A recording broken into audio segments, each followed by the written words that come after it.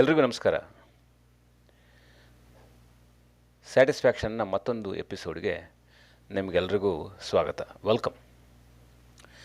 ನಮ್ಮ ಪ್ರಶ್ನೆಗಳೇ ನಮ್ಮ ಉತ್ತರಗಳು ಹೀಗನ್ಸಿದ್ದು ಇತ್ತೀಚೆಗೆ ನಮ್ಮ ಆಫೀಸ್ನಲ್ಲಿ ನಡೆದ ಒಂದು ಘಟನೆ ಮತ್ತು ಅದಕ್ಕೆ ಯಾರು ಹೇಗೆ ಪ್ರತಿಕ್ರಿಯಿಸಿದರು ಅನ್ನೋದನ್ನು ಹತ್ತಿರದಿಂದ ಗಮನಿಸಿದಾಗ ಅಂಥ ಏನು ದೊಡ್ಡ ವಿಷಯ ಅಲ್ಲ. ಒಂದು ಅಪ್ಲಿಕೇಶನ್ ಸಿಸ್ಟಮಲ್ಲಿ ಔಟೇಜ್ ಆಗಿತ್ತು.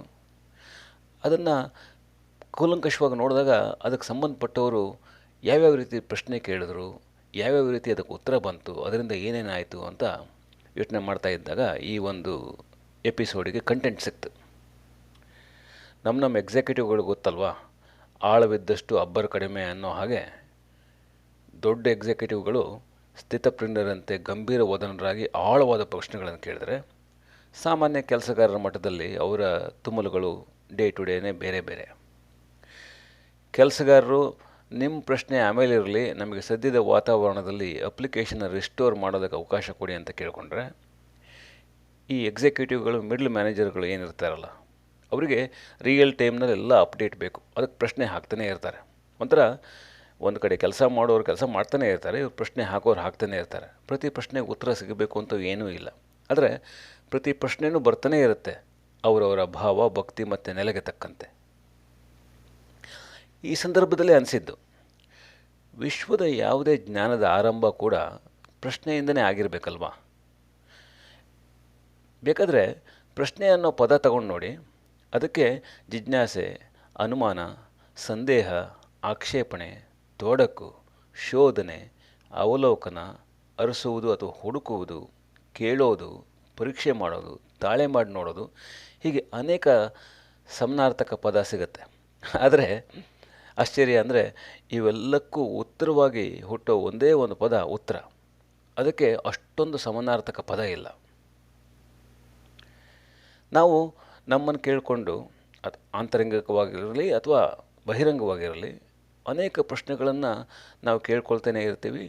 ಅದು ನಮ್ಮನ್ನು ಒಂದು ರೀತಿ ತಿಳುವಳಿಕೆ ಹೆಚ್ಚು ಮಾಡ್ತಾನೆ ಇರುತ್ತೆ. ಆದರೆ ಒಂದು ಹಂತದಲ್ಲಿ ಅದೇ ರೀತಿ ನಮ್ಮನ್ನು ನಾವು ಪ್ರಶ್ನೆ ಕೇಳ್ಕೊಂಡು ದಾರಿ ಉದ್ದಕ್ಕೂ ಮಾತಾಡ್ತಾ ಹೋದರೆ ಅದನ್ನು ಹುಚ್ಚರು ಬಿಹೇವಿಯರ್ ಅಂತೂ ಕೂಡ ಅನ್ಬೋದು. ಅದೇ ರೀತಿ ಕುತೂಹಲ ತೀರಲೇಬೇಕು ಅನ್ನೋ ದಾಹಕ್ಕೆ ಪ್ರಶ್ನೆಗಳೇ ಮುಖ್ಯವಾಗ್ತವೆ. ನಾವು ಮಕ್ಕಳಿದ್ದಾಗ ಕೇಳಿದಷ್ಟು ಪ್ರಶ್ನೆಗಳನ್ನು ದೊಡ್ಡವರಾದ ಮೇಲೆ ಕೇಳಲ್ಲ ಅಲ್ವಾ. ಜೊತೆಗೆ ಹೆಚ್ಚಿನ ಅಂದರೆ ಗುಣಮಟ್ಟದ ಪ್ರಶ್ನೆಗಳನ್ನು ಕೇಳೋರು ನಮ್ಮ ಸಮಾಜದಲ್ಲಿ, ನಮ್ಮ ಆಫೀಸ್ಗಳಲ್ಲಿ ದೊಡ್ಡ ದೊಡ್ಡ ಪದವಿಯನ್ನು ಪಡಿತಾ ಹೋಗ್ತಾರೆ. ಅಂದರೆ ನಮ್ಮ ಆಗು ಹೋಗು ನಾವು ಕೇಳೋ ಪ್ರಶ್ನೆ ಮೇಲೂ ಇದೆ ಅಂತಲೇ ಅರ್ಥ. ಅದೇ ರೀತಿ ಯೋಚನೆ ಮಾಡಿದ್ರೆ, ದಿನ ಬೆಳಗಾದರೆ ಟಿ ವಿ ರಿಪೋರ್ಟರ್ಗಳು, ಟಿ ವಿಯಲ್ಲಿ ಕಂಡು ಬರೋ ಮಹಾನ್ ಭಾವರೆಲ್ಲ ಯಾವಾಗಲೂ ಪ್ರಶ್ನೆಗಳನ್ನು ಕೇಳ್ತಾನೆ ಇರ್ತಾರೆ. ಇವರುಗಳು ಪ್ರಶ್ನೆ ಕೇಳೋ ಕಾಯಕದವರು. ಅದು ಬಿಟ್ಟರೆ ಅದರಿಂದ ಏನೂ ದೊಡ್ಡ ಮಹಲನ್ನಂತೂ ಕಟ್ಟಲ್ಲ.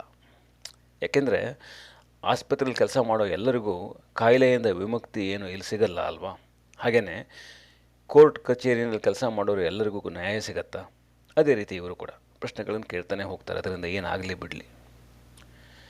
ಈ ಪ್ರಶ್ನೆಗಳ ಬಗ್ಗೆ ನಾವು ಒಂದಿಷ್ಟು ಪ್ರಶ್ನೆ ಕೇಳೋಣ. ನಾವು ಯಾಕೆ ಪ್ರಶ್ನೆಗಳನ್ನು ಕೇಳ್ಕೋಬೇಕು?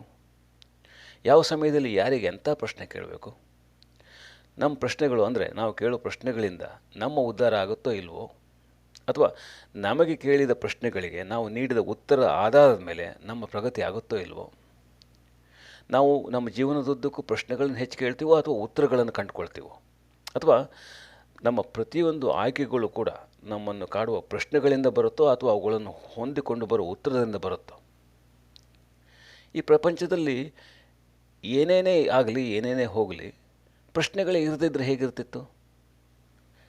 ನಮ್ಮ ಪ್ರಾಣಿ ಪಕ್ಷಿಗಳ ಮನಸ್ಸಲ್ಲಿ ಪ್ರಶ್ನೆಗಳಿದೆಯಾ?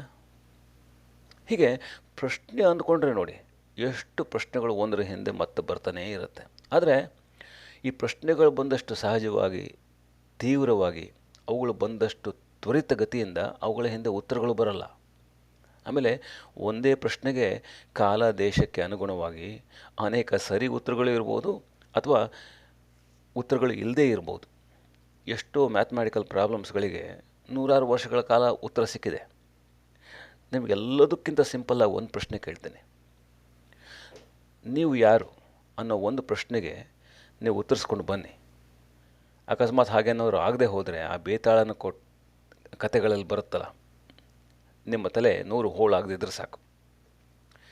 ಇನ್ನು ಕೊನೆಯಲ್ಲಿ ಈ ಕ್ಯಾಪಿಟಲಿಸ್ಟಿಕ್ ವ್ಯವಸ್ಥೆಯಲ್ಲಿ ಹೆಚ್ಚು ಪ್ರಶ್ನೆ ಕೇಳ್ತಾರೆ ಅಂತ ನನ್ನ ಅನಿಸಿಕೆ. ಯಾಕೆಂತಂದರೆ ಇದೆಲ್ಲ ಒಂದು ಪ್ರಶ್ನೆಯಿಂದ ಕಟ್ಟಿದ ಮಹಲಾಗೆ ಕಂಡು ಬರುತ್ತೆ. ಇಂಟರ್ವ್ಯೂಗೆ ಹೋದರೆ can you tell me about yourself ಅಂತಾರೆ. ಅಲ್ಲಿಂದ ಶುರುವಾಗೋ ನಮ್ಮ ಪ್ರಶ್ನೆಗಳು, ಅದಕ್ಕೆ ಸಿಗೋ ಉತ್ತರಗಳು ಅವು ಮುಗಿಯೋದೇ ಇಲ್ಲ. ಹಾಗೆ ನಾವು ಹಾಕಿಕೊಳ್ಳೋ ಪ್ರಶ್ನೆಗಳು ನಮ್ಮನ್ನು ಉಳಿಸ್ತವೆ, ನಮ್ಮನ್ನು ಬೆಳೆಸ್ತವೆ ಅನ್ನೋದು ನನ್ನ ಅನಿಸಿಕೆ. ಅದೇ ರೀತಿ ಅವರವರ ಶಕ್ತಿಗೆ ಅನುಸಾರವಾಗಿ ಎಲ್ಲರೂ ಪ್ರಶ್ನೆಗಳನ್ನು ಕೇಳಲೇಬೇಕು. ಹಾಗಂತ ಇಲ್ಲಿ ಯಾರೂ ಪ್ರಶ್ನಾತೀತರಲ್ಲ. ಪ್ರತಿಯೊಂದು ಪ್ರಶ್ನೆಗೆ ಉತ್ತರ ಇರಬೇಕು ಎಂದೇನೂ ಇಲ್ಲ. ಈ ಪ್ರಶ್ನೆ ಉತ್ತರಗಳ ಕಣ್ಣು ಮುಚ್ಚಾಲೆಯ ಆಟದಲ್ಲಿ ಹೀಗೆ ಬಂದು ಹಾಗೆ ಹೋಗೋದೇ ಜೀವನ. ಸಮರಸವೇ ಜೀವನ ಅನ್ನೋದಕ್ಕಿಂತ ಅದನ್ನು ಬದಲಾಯಿಸಿ ಪ್ರಶ್ನೆಗಳೇ ಜೀವನದ ಜೀವಾಳ ಅನ್ನೋಣ.